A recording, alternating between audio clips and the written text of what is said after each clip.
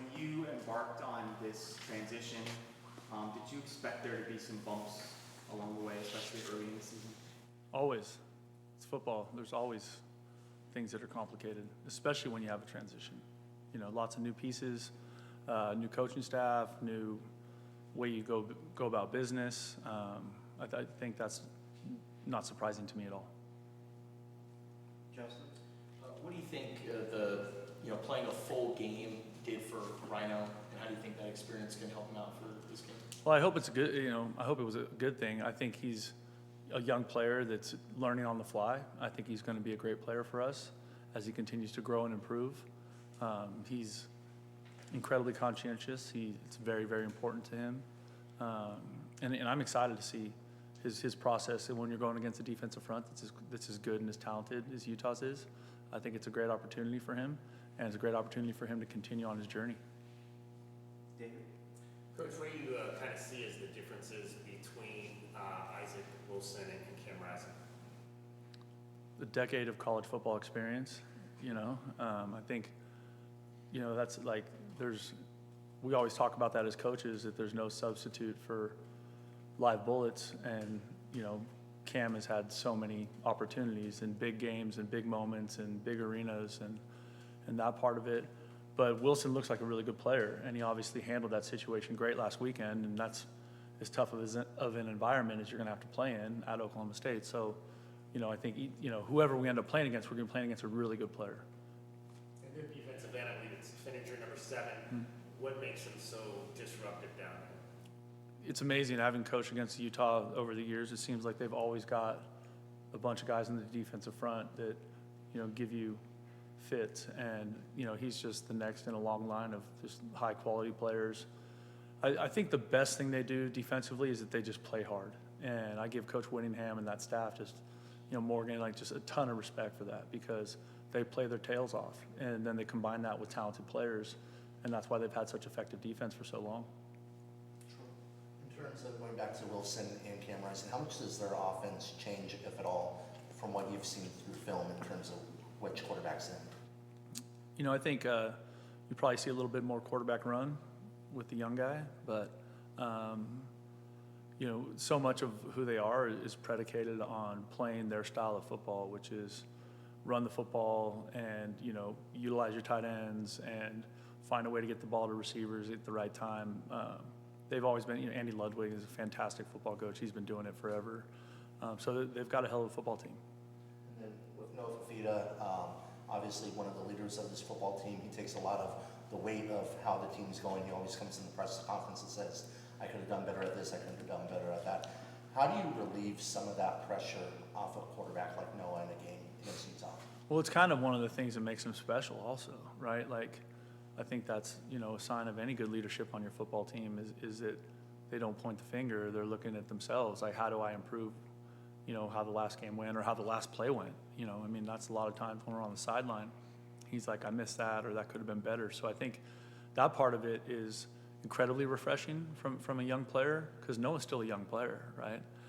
And I think, so many young people now, or just people in general, are just quick to blame someone else for something going wrong. But it's awesome that he's one of those people that he knows the importance of the position he plays. He knows the importance of his role as the quarterback and the leader of our football team, and he's willing to shoulder that. Justin?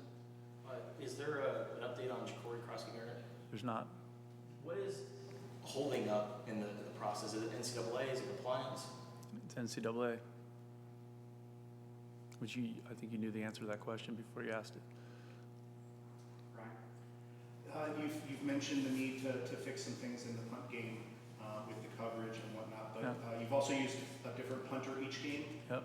What's the plan for this one, and what are some of the changes beyond that can be made to fix things? Well, I don't think I'm going to give you the game plan in here today, but we're going to play the guy that gives us the best chance to hit the ball with good timing and operation and cover it better. You know what I mean? And I think that part of it, when you give a punt return for a touchdown, and you can see, because Utah's looking at the same thing. You know what I mean? They're looking at the film also. So I think we've done a good job of addressing that all week, and I'm excited to see us play Saturday. Jason? beyond just the execution of the offense, is this what you envisioned it to look like? Would you like to get more vertical? Just how would you assess in terms of play calling and all that, the offense so far? Well, I think we can play better, you're right. And when you're coming off a game where you only score 7 points, right? Like it's not going to feel good. There's no way it can. And that's on me. That's what we've been spending every day and every night in here working on and trying to come up with the best way to move the football effectively. And so I think that some of those situations that we've just been in too many 3rd and longs, and when you get in those situations, it kind of limits what you can do. And so I'm optimistic that that's going to continue to improve as we go. Following up on Justin's question about Rhino, even during training camp, it seemed like the whole first team offensive line wasn't together that much. How valuable have the last 2 weeks been in that regard in terms of chemistry, cohesion, the things that an offensive line needs to? Yeah, I think that's critical. I think that's one of those hard things. Like when you get guys dinged up, whether it's in game or in training camp, someone else has to step in and answer. And, I think that part of it has been good for us the last couple of weeks of just being able to practice together with some continuity there. But it's always, every football season is like that. It's like everyone says it's a next man up mentality because it has to be. Like what choice do you have, right? We got to run 5 guys out there and they got to play together and do a good job of giving us a chance to either protect Noah or run the football effectively. And so, I'm hopeful that like this time has been good for that group being together. David? The proof will be on Saturday night, right? Sorry. To kind of maybe follow on that, when you looked at the holding penalties in the Kansas State game, were there any consistencies that you saw to what guys were doing that are correctable right away?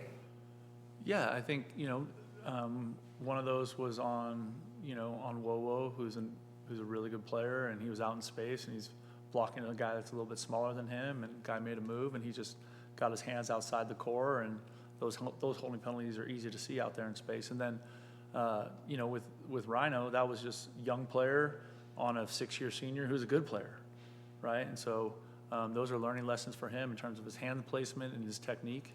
And Coach Josh has been working tirelessly at that over the last couple of weeks to try and get that fixed.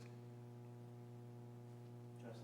I know you're always going to do things your own way, but looking at Utah and what they've done under Kyle Whittingham, is there anything that you could take away from their program and maybe apply to Arizona? Well, I'm not sure Kyle's going to share those things with me. Like a lot of the things that I think you get from other head coaches is offline, and how they practice or how they handle whatever training camp or how they handle spring practice or the things they do, kind of big picture like team stuff. The things I've always admired about Coach Whittingham's teams is that they're always incredibly sound in every phase. They do a great job of playing team football, so offense, defense, special teams, and then they recruit to that, right? And then I think they're always the most physical team you play every year. I know I felt that way when I was in the Pac-12. I know it was a long time ago, and we played them once when we were in San Jose, but they're always one of the most physical teams that you play. Jason? Jacob Manu and Tay Brown have played pretty much every snap at linebacker. Is that sustainable in your opinion? Would you like to see another guy step up, or how do you kind of approach that? That's a good question. I don't really think. I think if they're playing at a high level, then they get to keep playing. You know what I mean? I think that part of it is, both those guys are good players. Tay's young, but he's growing, and he's going to be a really good player for us. Sometimes when you're playing as a young player, we're talking about Rhino, we're talking about some of those other guys, right? There's going to be growing pains. There's going to be some tough moments out there. But really, for them and for our football team, just how do we respond to those tough moments and trying to help those young people grow up in the process so that they can make the plays when they need to. Last question, Mike. What do you hope to see or maybe expect to see out of your team overall on Saturday night? I think the biggest thing is that we know we're going into a hostile environment. I want to see us handle the moment and play clean football, and which is hard because against this team, they're a team that frustrates you because of how they play. Right, there's going to be a lost yardage play, and we just have to line up and play the next play. There's going to be whatever it is, right? It's football. Like no football, there's never been a perfect football game played, and I think that's something that we have to continue to understand and grow from and play the next play. It doesn't matter what happened on the last play. You can't fix it. It's gone. So what are you doing right now? And so I'm optimistic that we'll play clean, good football. And that sounds simple, but I don't think we've done that in all 3 phases yet. And that's what we're striving to do. All right, that's your time. All right, that's it. Thanks, Brent. No problem. Thank you all.